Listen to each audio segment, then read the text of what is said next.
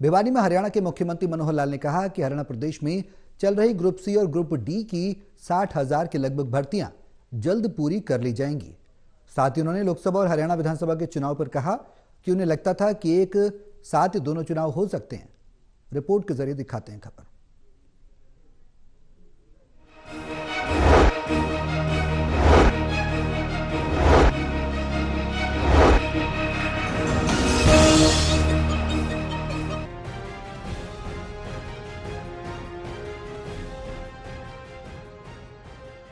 भिवानी में हरियाणा के मुख्यमंत्री मनोहर लाल ने कहा कि हरियाणा प्रदेश में चल रही ग्रुप सी और ग्रुप डी की 60,000 के लगभग भर्तियां जल्द पूरी हो जाएंगी। पहले ग्रुप सी का परिणाम निकाला जाएगा, जिसके बाद ग्रुप डी की भर्ती की जाएगी। ये बात उन्होंने भिवानी में पत्रकारों से बातचीत करते हुए कही। बता दें कि मुख्यमंत्री भिवानी महेंद्रगढ़ से सांसद चौधरी धर्मवीर सिंह के पिता चौधरी भल्लेराम के देहांत पर शोक प्रकट करने के लिए भिवानी पहुंचे थे। मुख्यमंत्री ने कहा कि चौधरी भल्लेराम ने 94 वर्ष तक स्वस्थ जीवन जिया। वे समाज सेवी और नेक इंसान थे। उनका सात्विक व्यक्तित्व था। हमारे मेंबर पार्लियामेंट चौधरी धर्मवीर जी के पिताजी का स्वर्गवास हुआ है, चौधरी भल्लेराम जी, तो उनके शोक के लिए मैं यहाँ उपस्थित हुआ था। चौधरी भल्लेराम जी एक बड़े नेक इंसान थे और पूरा जीवन उन्होंने समाज सेवा में लगाया, एक अच्छे सात्विक वृत्ति के, सात्विक खान पान के, और इस बात का संतोष है कि 94 इयर्स उन्होंने अपनी आयु निर्विघ्न बिना किसी बाधा के और स्वस्थ जीवन में व्यतीत किया, और मैं आज उनको श्रद्धांजलि देता हूँ।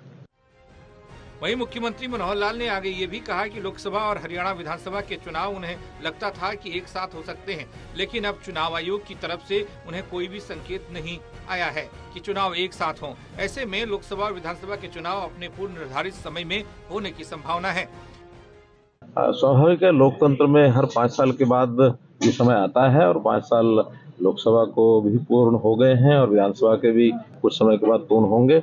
पहले तो ऐसा लगता था कि शायद एक साथ हो सकते हैं, लेकिन अभी तक कोई केंद्र ने या चुनाव आयोग ने किसी प्रकार की कोई इंडिकेशन नहीं दी है, तो मुझे लगता है कि अपने अपने स्थान पर ही होंगे। मुख्यमंत्री ने कहा कि आने वाले विधानसभा और लोकसभा चुनाव में बीजेपी स्वच्छ शासन और प्रशासन, पारदर्शिता, अंतिम व्यक्ति तक लाभ पहुंचाने और आखिरी पंक्ति में खड़े व्यक्ति को मुख्य धारा में लाकर खड़ा करने के मुद्दे पर चुनाव लड़ेगी।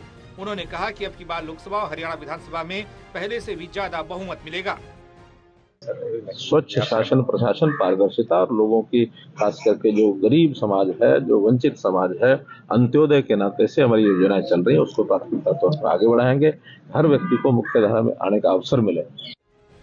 मुख्यमंत्री ने इंडिया गठबंधन को लेकर कहा कि जनता की तरफ से नकारे गए दल एक होकर बीजेपी को हराना चाहते हैं, जबकि पिछले 10 वर्षों में जो बदलाव की बयार बह रही है, उससे साफ है कि जनता इंडिया गठबंधन के दलों के प्रभाव को नकार चुकी है। हरियाणा में बीजेपी जेजेपी गठबंधन आने वाले चुनाव में जारी रहने को लेकर पूछे गए सवाल को लेकर मुख्यमंत्री ने कहा कि यह एक रणनीतिक विषय है, जिसका जवाब वे भविष्य में देंगे। बीजेपी द्वारा राम के मुद्दे पर राजनीति किए जाने के जवाब में मुख्यमंत्री ने कहा कि उनकी पार्टी की कोई रणनीति राम पर आधारित नहीं है, लेकिन जो लोग राम के नहीं, वे किसी काम के नहीं, वह कहीं के नहीं। 17 राज्यों में आप भी देख रहे हैं, हम भी देख रहे हैं, क्या दिल के टुकड़े हुए हजार, कोई यहाँ गिरा कोई वहाँ गिरा, इस प्रकार से भटकते फिर रहे हैं। मुझे नहीं लगता कि जनता में किसी प्रकार का कोई इस बात का असर है, प्रभाव है। जनता उनको नकार चुकी है। सब नकारे हुए दल अब इकट्ठा होने की कोशिश कर रहे हैं कि किसी तरीके से उनका अस्तित्व बचा रहे, लेकिन जनता समझ चुकी है और इस देश में अब एक बदलाव की जो एक बाहर एक लहर 10 साल से जो लगातार काम हो रहे हैं, जो कांग्रेस के शासन को पलटा दिया था, उस नाते से अब भारतीय जनता पार्टी का एक स्पष्ट बहुमत का जो शासन है वो केंद्र में भी आएगा, प्रदेश में भी आएगा।